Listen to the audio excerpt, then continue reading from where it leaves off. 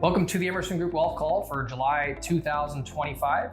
My name is Nick Emerson, real estate broker, owner, and operator of the Emerson Group.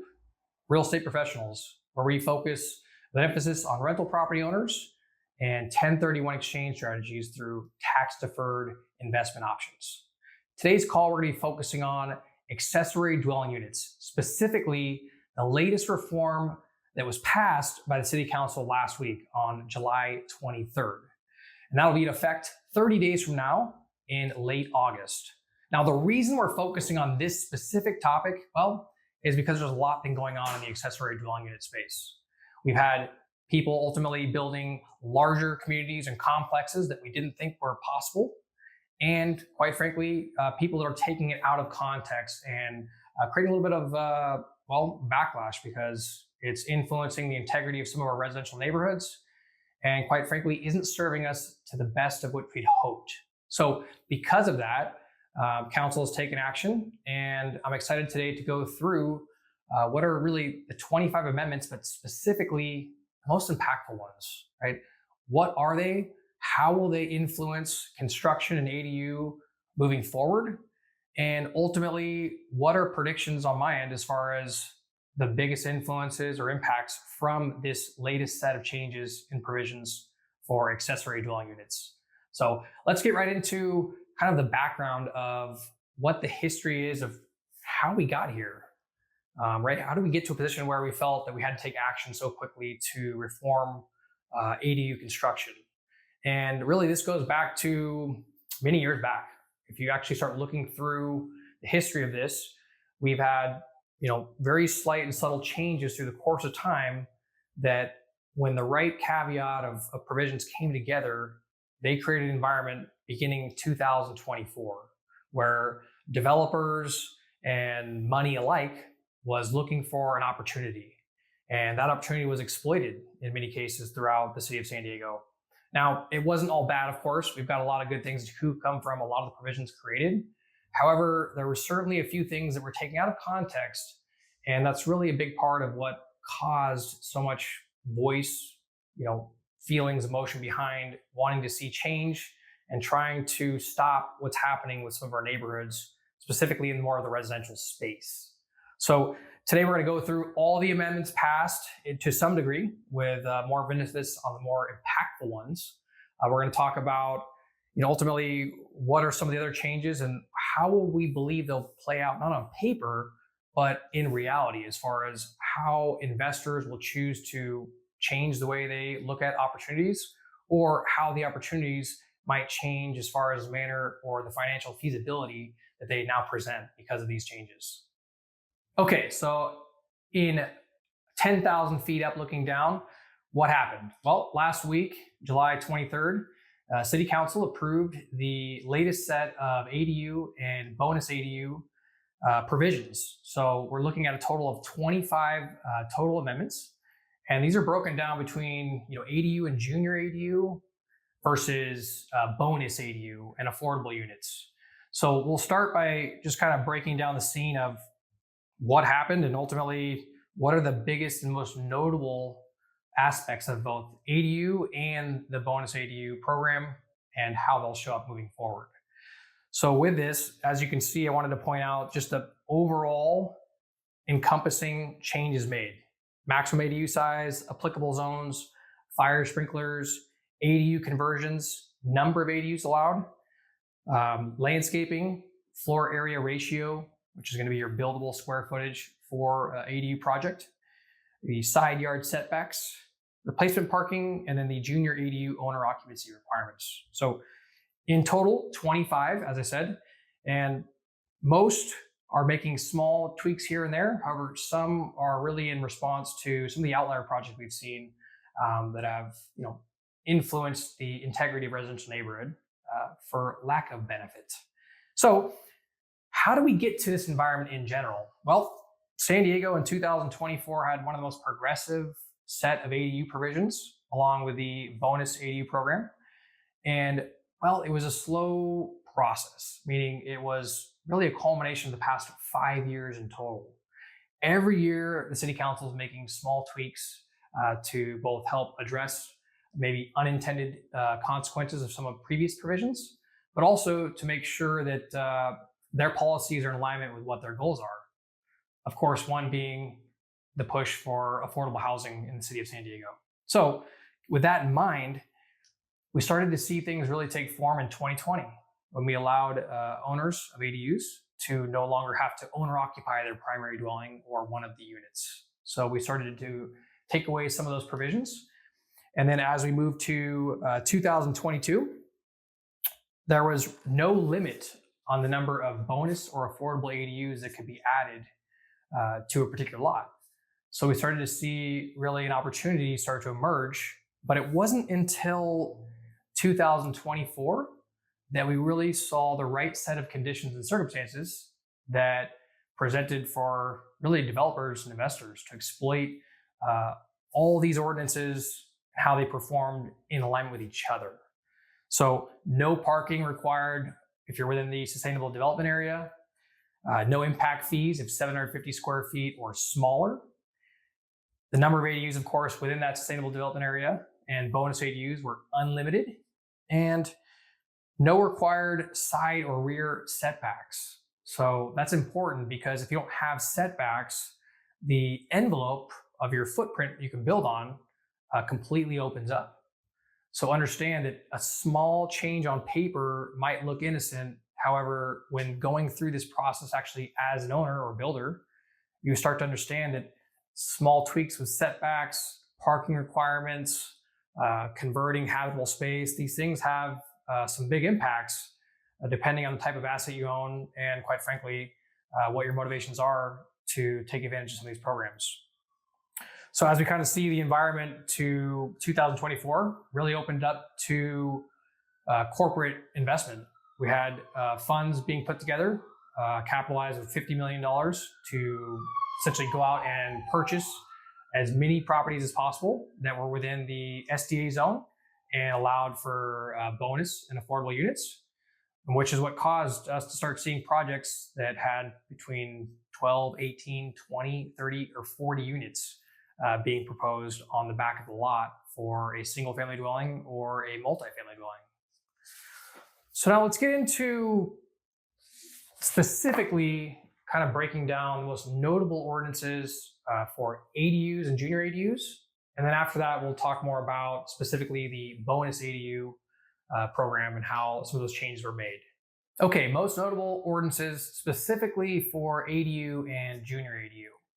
So of note, high and very high fire zones was a big condition that influenced a lot of both these for ADU and for both bonus ADU as well. For ADU structures located in a very high or high fire zone, there's now going to be a minimum setback of 4 feet. Now that's been changed from 0 foot setback previously. So I want people to understand that that's significant because 70% of the parcels located in the city of San Diego are in a high or very high fire zone. So effectively, 70% of the marketplace is going to have gone from potentially 0 foot setback requirement to 4 feet. Now again, might not seem significant at face value, but understand that's 4 feet on one side, 4 feet on the other side. You're taking 8 feet away right off the top from the buildable envelope for property. And in some cases, that's the difference between whether or not you could actually put one on there, ADU or bonus ADU, and it make any sense. So little tweaks can have big impacts. And I think this is one of those where the fire zones are going to prevail in providing a little more restrictive provisions, of course, for the benefit of our public and safety for fire concerns as a whole. Additionally, there's going to be essentially a max to the floor area ratio of a lot, meaning oftentimes where we're seeing some of these larger projects show up is going to be like in Claremont on a cul-de-sac and a canyon, because those lots typically were pie-shaped or irregular, and they contain a large portion of the canyon, which isn't buildable, but the lot square footage is still reflecting 15,000 square feet. So what they're doing now is saying the maximum lot square footage that the floor area ratio can be derived off of is 8,000 square feet. So you're not going to end up with a project that has 20,000 square feet, of which 12,000 is in the canyon, and then all of a sudden they're able to build 30,000 square feet of ADUs and inventory. So that's a big deal. That's going to help curb a lot of these larger projects, and that's really a big, overwhelming influence they wanted to create here in this ordinance and this reform. Also, the Sustainable Development Area, previously known as the Transit Priority Area, they have shrunk the radius from 1 mile to 0.75, and they've also acknowledged that we're not crows. So in order for us to fly from our house to transit area, well, we can't actually do that. So now we're going to walk. So now they're taking 0.75 miles of actual sidewalk from your property to the transit in order to calculate whether or not your property is in the SDA zone. Now, why does that matter? Well, if you're located in or outside of the SDA zone, that influences provisions for parking, setback requirements, and overall density. So you're going to get a much bigger benefit if you are in fact in the SDA zone. So outside of that, the coastal ADU provisions, previously ADUs and junior ADUs in the coastal area both had a short-term rental cap of a minimum of 31 days. Interesting enough, they kept the cap for ADUs at 31 days. However, they modified the junior ADU to now allow for short-term rental or less than 31 days. Why that is? Well, my guess would be junior ADUs are smaller format and size, therefore it wouldn't be as impactful. And that might be a small way to tiptoe into that market and arena before allowing the entire market to benefit from that format if they in fact go that direction. And lastly, one at face that looks like a huge opportunity is the opportunity to sell or convey your ADU separately from the rest of your property. Now, although this has been passed and approved by the state of California through AB 1033, this has not actually gone into effect as far as actually seeing ADUs sold. So we'll talk more on that. We'll expand on that to give you a sense of what are we talking about? We're talking about selling ADUs and packaging them by themselves. Sale and conveyance of ADUs. So I want to touch base on this particular provision as, of course, it provides a lot of insight in many formats. One being, well, what you see isn't what you get, meaning at face value, looks phenomenal, looks like a tremendous opportunity. However, in reality, being in the trenches, I know that ultimately they're not there yet, meaning the framework's not there, the provision's there, but the rest of it is not there. So although they have formally blessed the opportunity to sell separately ADUs, we're not currently in a place yet to take advantage of that. But with that being said, it is something that I would say isn't going to influence, investors and owners in the longer term vision, knowing that's likely going to be a lever we can pull coming up in years to be. So outside of that, the important nuance of this again is you can do it, but based on the way they've written how you have to do it, does it make sense? Is it economically a benefit? Or just a big headache and a bunch of time and money? Well, maybe that's the case for the guinea pig, but ultimately I think right now where we're at is we have a lot of provisions in here that state that if you're going to convey it separately, you need to go through and do a subdivision map, and a few other nuances here where, quite frankly, going through that process may not make any sense. So again, until there's more clarity and more of a framework that's put together, we're still going to continue to see language about selling ADUs.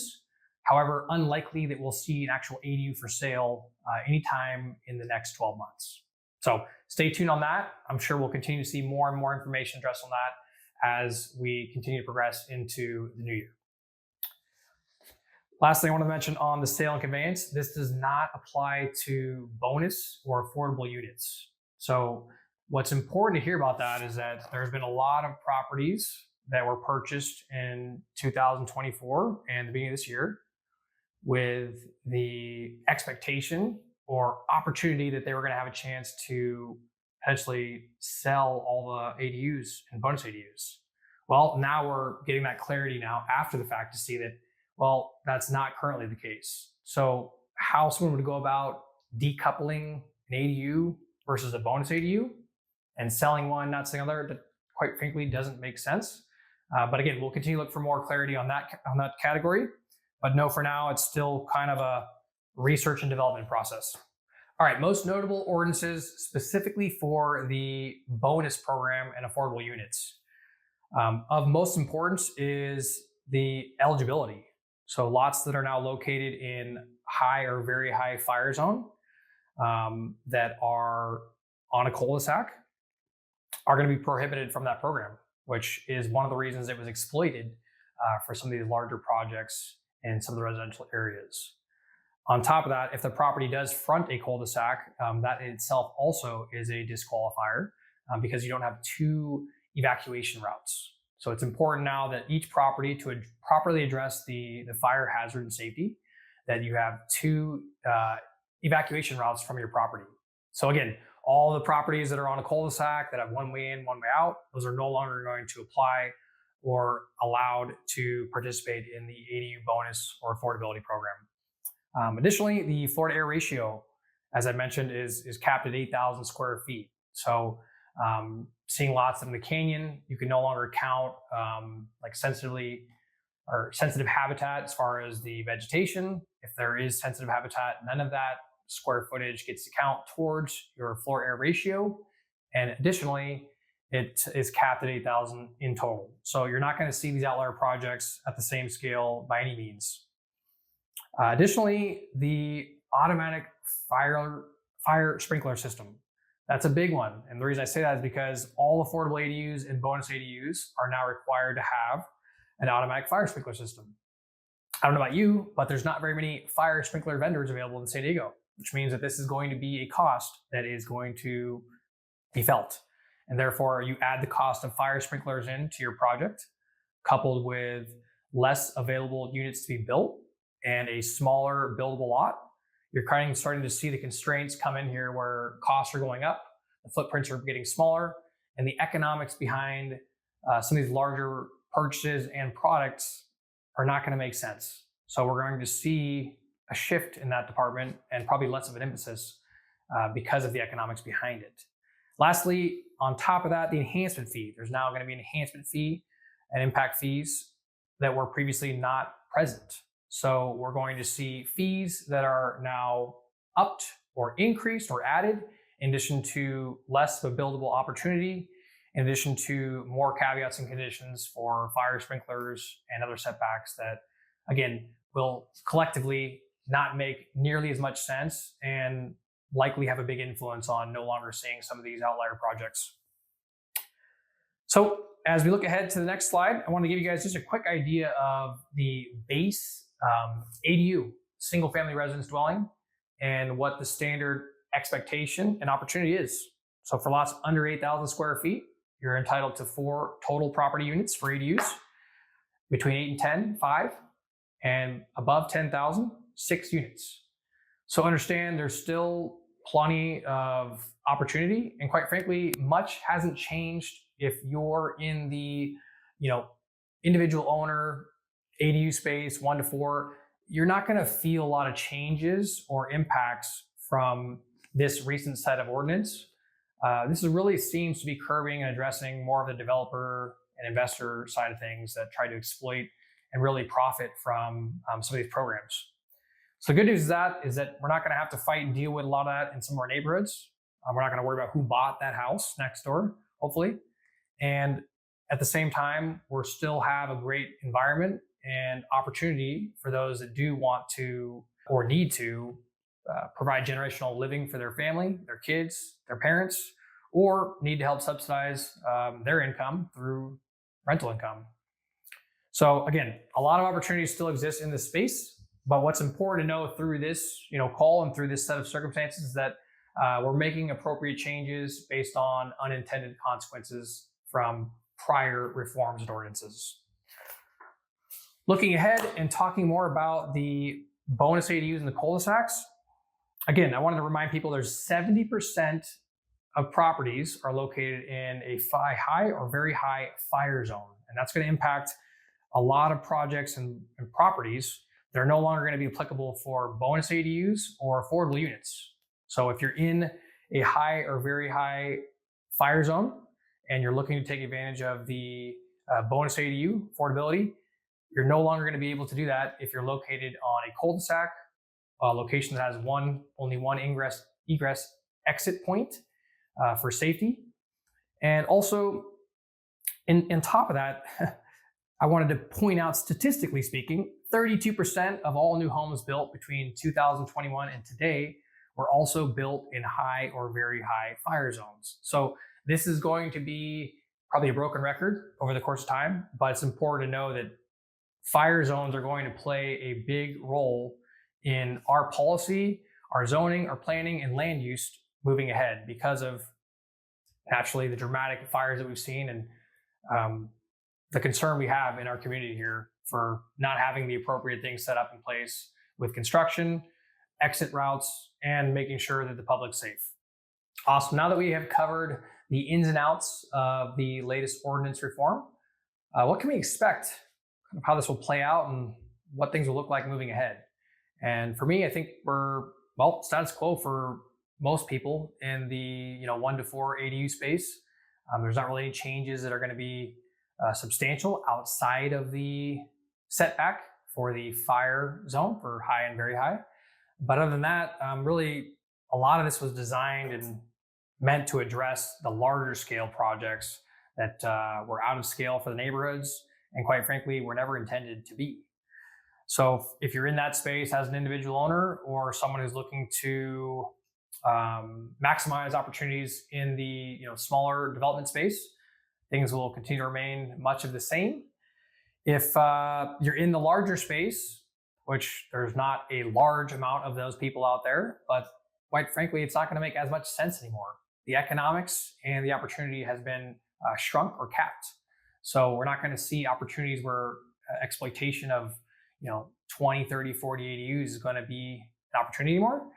And of course, the level of fee structure coupled with the buildable lot being shrunk because of some of these provisions and taking away larger lots on canyons, it's going to really have a big impact on, well, no longer having the same punch or pack or motivation to find large opportunities and exploit that. So that's the good news, is that hopefully what we're seeing on paper and as far as what I'm seeing, what actually will influence and motivate building or not building is well intended, and we hope to address the bigger scale things that quite frankly are ruining some of our neighborhoods. But as a whole, I think the smaller ADU build space is still a progressive space for San Diego amongst the rest of the US, and still a lot of opportunity to help serve yourself as far as your family, whether it's your kids or your parents, or help subsidize your cost of living through the sense of rental income.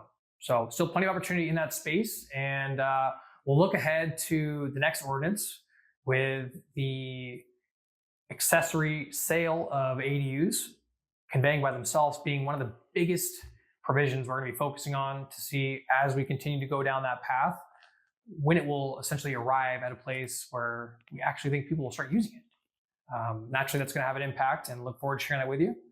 Outside of that, I look forward to seeing you guys on our wealth call next month, and stay tuned. We've got plenty of other good stuff for you on our channel to keep you entertained, educated, and provide a laugh for you. So check out our YouTube channel, Emerson Group SD, and we'll see you next month.